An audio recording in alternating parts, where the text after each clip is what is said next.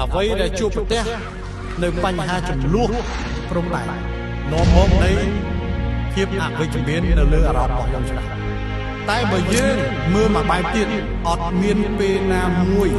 ដែលខ្មែរមានការរួមសាមគ្គីដូចទាំងអស់នេះក្នុងពេលបច្ចុប្បន្ននេះទេ